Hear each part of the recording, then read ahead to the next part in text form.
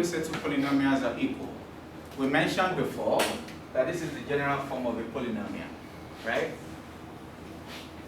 Sigma, some a n fn, maybe n starting from 0, maybe I use r starting from 0 to n, that is a polynomial, say p. Of course, you know what this means when you write it in a longer form. Then if you have another polynomial, say q, which is some br x r starting from 0 to n. Of course, here we expect that an is not 0, otherwise the degree is no longer n. Here also we will require that bn is not equal to 0, so that the degree will still be n as well. We can equate these polynomials. We can say they are equal if first these degrees are the same. So if an here is equal to 0 and maybe an minus 1 is not equal to 0, then you cannot equate them. It means this polynomial is of higher degree than this, then you can't talk about equality. There's no fairness in the game, sort of. So if this is px and this is some polynomial qx, then we can say polynomial p and q, provided their degrees, which is n, are equal, that's 1, and all the coefficients ar must be equal to br as well. Two conditions. One, they must have the same degree. So you can't equate a quadratic and a cubic. That doesn't make sense, does it? Okay? So if you're talking about quadratic, the other part is also quadratic. If you're talking about cubic, the other is also cubic. If you're talking about quadratic, the other must also be the same. Okay? That's one condition. The second condition, those coefficients of terms must be the same. That's what I mean by bar must be equal to br for all r. So these are the two conditions to talk about equality of polynomials. Okay? And we will see how that is applicable as time goes on. So let's write something simple. Okay? Two polynomials. Remember, I said two polynomials. I never said two real polynomials, because we may have polynomials with complex coefficients. Alright? So two polynomials, px. Let's write it in sigma notation instead of writing the long stuff. R starting from 0 to n, a subscript r, x to the power r. Okay? Where an is not equal to 0, that is the leading coefficient. I hope you remember all this. Yeah?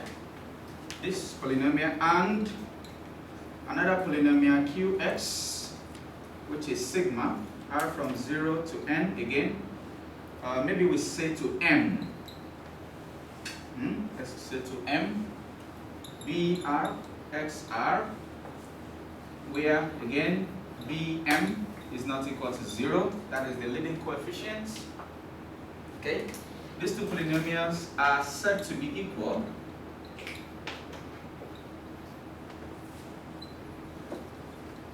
if condition 1, m is equal to n, that is, they must have the same degree. Condition number 2, if ar must be equal to br for all r. That is, their coefficient must also, the coefficient of those terms, corresponding terms. When I say corresponding terms, coefficient of x squared and coefficient of x squared, coefficient of x to the power 5 and coefficient of x to the power 5. Those are the corresponding terms. Okay? Right now, two corresponding classes are happening. From 5, AA, in fact 3. AA, HL, happening, AA, SL, happening, AAI, HL, AI, SL, and HL happening. So these are corresponding because we have from 5 and from 5 in those classes doing maths simultaneously. Okay? So these are corresponding coefficients. So here, it's same degree. That's what this is talking about. This says corresponding coefficients.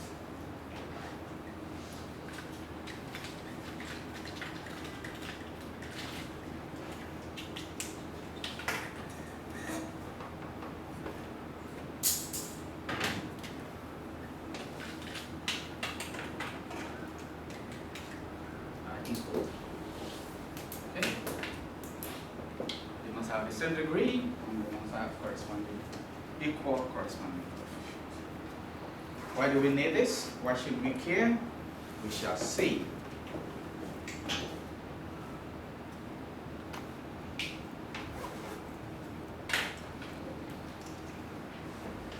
Done?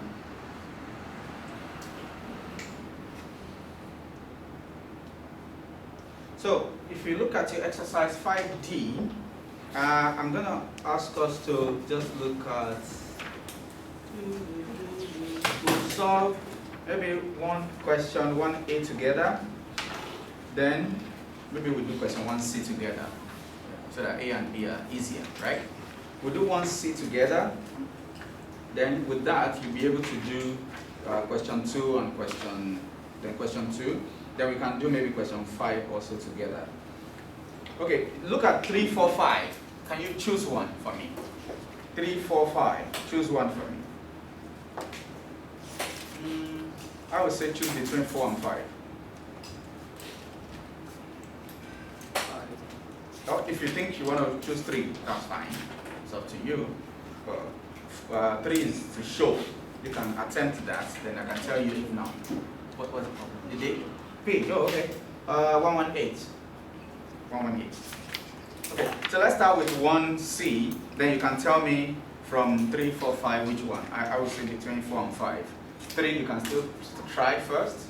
If you are not able to, you are not sure if what you have shown is sufficient enough, then we can talk about that. Because I'm sure you should be able to. Yeah? So let's do 1C together. So question 1C. I'm still waiting for the IT to help fix this. So, sorry, this is going to be blank. Is all the lights on, Leo? I don't think so. On? Yeah.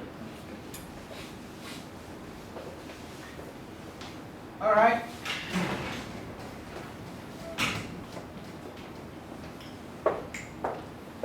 So, question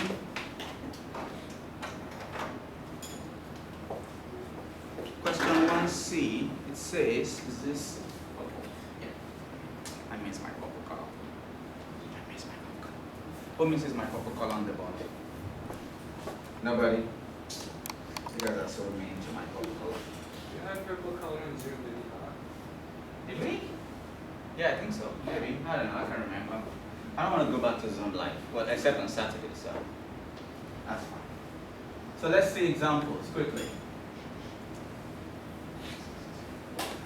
The question says, find A, B, and C. I'm going to skip the word constant. We know it's constant. Given that, okay? Given that, so this is what is given.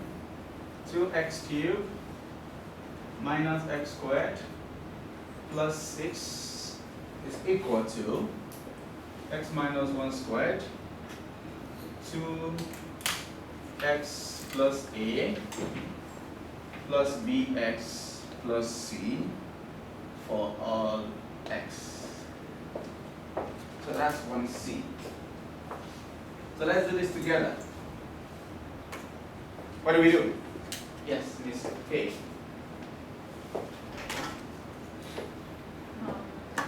What would you do? Expand. So let's do that. So this doesn't need expansion, so I'm just going to leave that while we continue to expand that. So we start from the square. The square will be x squared minus 2x plus 1. Yeah? Okay, so this is our 2x plus a, then plus bx plus c. So this is where you need to think of your multiplication of polynomials. Remember those 3 methods. So we will use this approach where we put them under each other, so when you multiply the first one, yes, what do I have? Tell me the terms. 2x squared, yeah? 2x cubed, thank you. Followed by? Come on, form 5. Speak louder. I know you have maths, but please speak louder. Yeah? Ax squared. plus ax squared followed by, then this is gone, so we start with the second one, yes?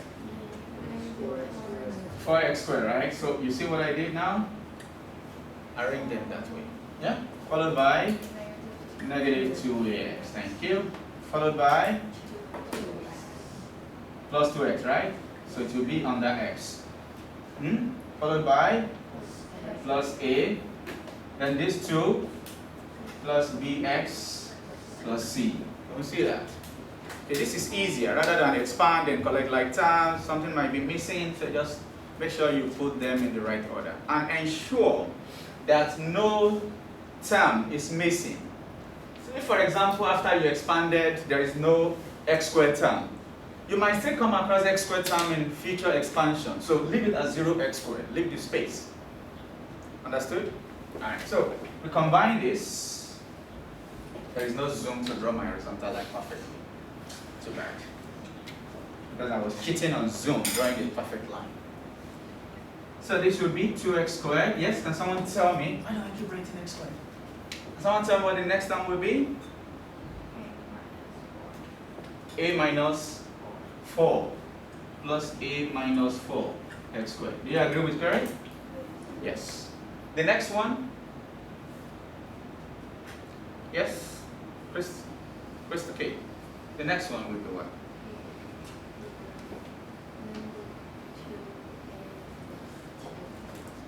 But it's going to be in factorized form. So I think the best thing is to have a plus and open a bracket. So you can start with your negative 2a if you want, or you can start with the positive ones. But this is good. Plus 2 plus b, right? X. And the constant will just be a plus c. You don't have to put that in brackets. Otherwise, it's just redundant bracket. Does this make sense? So you can see that I had no business with this until I get to the last line, right? Now there are x terms, but on this side, there is no x term. Leo, are you sleeping? It's the first day of school. Didn't you miss the school? So because there is no x term, I put it as 0x. Can you see that? You don't have to. It's just to be able to see it, right? You don't have to. So now we can compare. The cube is fine. So now we are applying the equality of polynomial. You can see they are of the same degree, so we can apply equality of polynomial because they are of the same degree. Yeah? The next thing is, look at the x squared term. Okay, from our x squared term, this will be equal to this, right? The coefficient of the x squared term on the left is what? Negative 1. And on the right? So we can say, comparing both sides. You can see that's a comparing both sides or equating the polynomials. It doesn't matter. Okay? So I just say compare both sides. If I compare both sides, it implies that a minus 4 is equal to negative 1. You don't have to put coefficient of x squared in the brackets. We know how you got that. Yeah? And from here, a will be negative 1 plus 4, which is equal to 3. But we are looking for a, b, and c, so we are not done yet. Which do you think is the next I should consider? This is from x squared, right? Terms in x squared. Which term do I consider next? Say that again. Constant. Do you know why she said constant? Why? Because there's only one other Variable. Because if you look at the x, I have, no, actually I could use I can use any one. Because I actually thought there are 3 variables here. But there are 2 variables too. So we can look at this to get a b, we look at this to get c.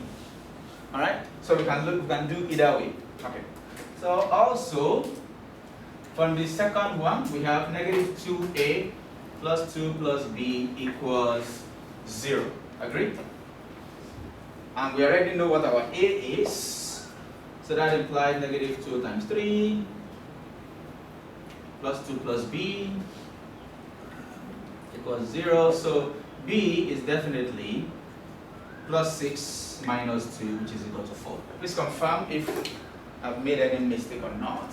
And finally, from a plus c equals 6. A is 3, plus c equals 6, so c equals 6 minus 3, which is equal to 3. So this is constant term. This is terms in x. Okay? You don't have to write that bracket, but this is just explanation to demonstrate how we got that. Questions? So we've gotten our A, B, and C. So my conclusion is A is 3, B is 4, and C is 3 as well. Can I ask you to do A and B quickly? 5 minutes. A and B, 5 minutes. Yes, still of 1. Find the constants. You know? So, first.